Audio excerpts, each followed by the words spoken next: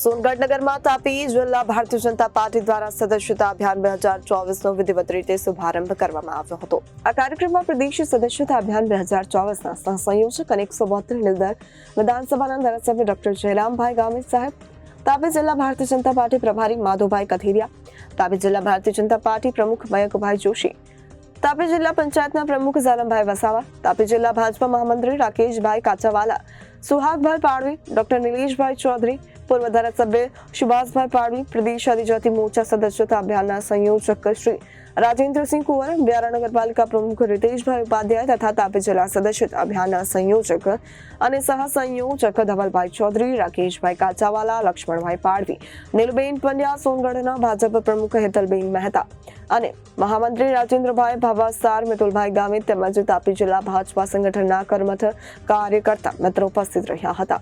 નમસ્કાર। આજે સમગ્ર ભારતમાં ભારતીય જનતા પાર્ટી દ્વારા સદસ્યતા અભિયાન 2024નો જિલ્લા કક્ષાનો શુભારંભ થઈ રહ્યો છે।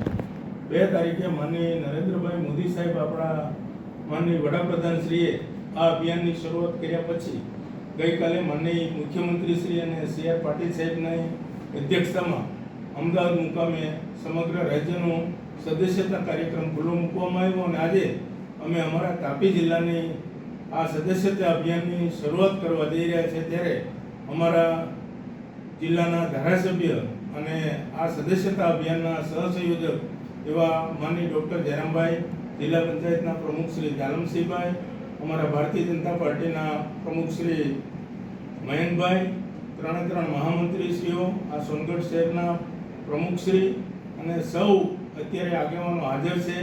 આજે આ અભિયાન દ્વારા અમારા જિલ્લા પંચાયતના સભ્ય અને માનનીય ધારાસભ્યોને અમારા પ્રમુખશ્રી સદસ્ય બનાવી અને આ અભિયાનની અમે શરૂઆત કરીએ છીએ। આશરે તાપી જિલ્લામાં કેટલા સદસ્યો બનાવવાનો આપણો ટાર્ગેટ છે? આમ તો અમને રાજ્યના ભારતીય જનતા પાર્ટી દ્વારા દરેક વિધાનસભાથી 1 લાખનો લક્ષ્યાંક આપવામાં આવ્યો છે અને મને શ્રદ્ધા છે કે અમારા ભારતીય જનતા પાર્ટીના કાર્યકરોની મહેનત, નિષ્ઠા અને પ્રમાણિકતાથી અમે 2 લાખનો આંકડો પાર કરીશું। આપને શું લાગે છે, સદસ્યતા અભિયાનથી પાર્ટીને શું ફાયદો છે? ચોક્કસ દુનિયાની એકમાત્ર મોટામાં મોટી પાર્ટી અને જેનો નિયમ એવો છે કે દર 4 વર્ષે અથવા 6 વર્ષે આ સભ્યતા બધાની પૂરી થાય છે અને નવેસરથી દરેક સભ્યને સભ્ય બનાવવામાં આવે છે, જેથી ઘર ઘરે જવાનો સંપર્ક ખૂબ મોટી સંખ્યામાં થાય છે, જેના લીધે કાર્યકર્તાઓમાં પણ જોવામાં ઉત્સાહ આવે છે। યુવાઓને પાર્ટી તરફ આકર્ષવા માટે, વિચારધારા સાથે જોડવા માટે શું વિશેષ આયોજન? આ સદસ્યતા અભિયાનમાં અમે સમગ્ર કોલેજો, મોટી 18 વર્ષથી ઉંમરના યુવાનો, આના માટે જુદા જુદા કિયોસ્ક અને અન્ય કાર્યક્રમો દ્વારા યુવાઓને અમે આકર્ષિત કરી અને 18 વર્ષ ઉપરના તમામ યુવાનોને ભારતીય જનતા પાર્ટીમાં જોડવાના છે।